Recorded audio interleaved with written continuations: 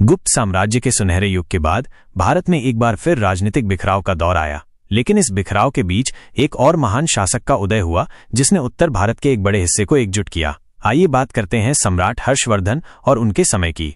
हर्षवर्धन एक विद्वान सम्राट और उत्तर भारत का एकीकरण। गुप्त साम्राज्य के पतन के बाद 6ठी शताब्दी ईस्वी के मध्य में उत्तर भारत कई छोटे राज्यों में बंट गया। इनमें से एक महत्वपूर्ण राज्य था थानेश्वर, आधुनिक हरियाणा में कुरुक्षेत्र के पास, जहां पुष्यभूति वंश का शासन था। इस वंश के शासकों ने अपनी शक्ति धीरे धीरे बढ़ाई और अंततः एक ऐसा शासक आया जिसने भारत के इतिहास पर अपनी अमिट छाप छोड़ी, हर्षवर्धन। प्रारंभिक जीवन और सत्ता का संघर्ष।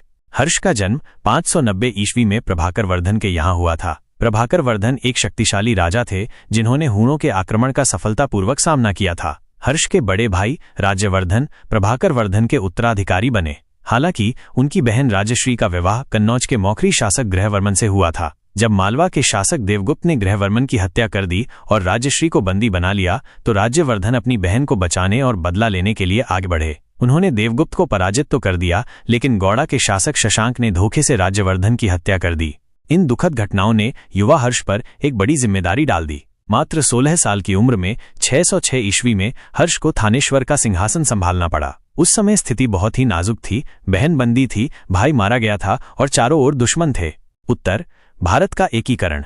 हर्ष ने अपनी बहन राजश्री को विंध्य के जंगलों में खोज निकाला, जहां वो सती होने जा रही थी। इसके बाद उन्होंने कन्नौज पर भी अपना नियंत्रण स्थापित किया और उसे अपनी राजधानी बनाया। हर्ष एक कुशल योद्धा और सैन्य रणनीतिकार थे। उन्होंने अपने जीवन का बड़ा हिस्सा लगातार अभियानों में बिताया, उत्तर भारत के कई राज्यों को पराजित किया और एक विशाल साम्राज्य का निर्माण किया। उनका साम्राज्य उत्तर में हिमालय से लेकर दक्षिण में नर्मदा नदी तक और पूर्व में असम से लेकर पश्चिम में गुजरात तक फैला हुआ था।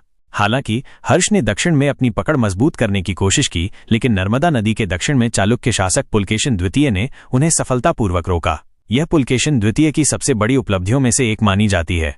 एक विद्वान सम्राट और कला का संरक्षक। हर्ष केवल एक कुशल सेनापति ही नहीं, बल्कि एक महान विद्वान और साहित्य तथा कला के संरक्षक भी थे। उन्हें स्वयं 3 संस्कृत नाटकों नागानंद, रत्नावली और प्रियदर्शिका का रचयिता माना जाता है। उनके दरबार में प्रसिद्ध कवि बाणभट्ट रहते थे, जिन्होंने हर्षचरित, हर्ष की जीवनी और कादम्बरी जैसे महत्वपूर्ण ग्रंथों की रचना की।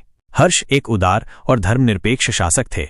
यद्यपि वो स्वयं शिव और सूर्य के भक्त थे, लेकिन बाद में उन्होंने बौद्ध धर्म को भी संरक्षण दिया, खासकर महायान बौद्ध धर्म को। वो हर 5 साल में प्रयाग, आधुनिक प्रयागराज में एक भव्य धार्मिक सभा आयोजित करते थे, जिसे महामोक्ष परिषद कहा जाता था। इन सभाओं में वह दान पुण्य करते थे और विभिन्न धर्मों के विद्वानों को सम्मानित करते थे। हर्ष के काल में समाज और संस्कृति। हर्ष के शासनकाल में चीनी बौद्ध तीर्थयात्री हुएन त्सांग भारत आया था। उसने लगभग 15 वर्षों तक भारत में रहकर यहाँ की संस्कृति, समाज और शिक्षा व्यवस्था का विस्तृत वर्णन किया। उसके वृत्तांतों से हमें उस समय के भारत के बारे में इनवैल्यूएबल जानकारी मिलती है। हुएन त्सांग ने नालंदा विश्वविद्यालय का भी वर्णन किया है, जो उस समय बौद्ध शिक्षा का एक विश्व प्रसिद्ध केंद्र था। हर्ष के शासनकाल में कृषि समृद्ध थी और व्यापार भी फला फूला। समाज में शांति और व्यवस्था थी और लोग अपेक्षाकृत समृद्ध थे। अंत और विरासत। 647 ईस्वी में हर्षवर्धन का निधन हो गया। उनके निधन के साथ ही उनका विशाल साम्राज्य एक बार फिर छोटे छोटे राज्यों में बिखर गया, क्योंकि उनके बाद कोई इतना सक्षम उत्तराधिकारी नहीं था जो इतने बड़े क्षेत्र को एकजुट रख सके।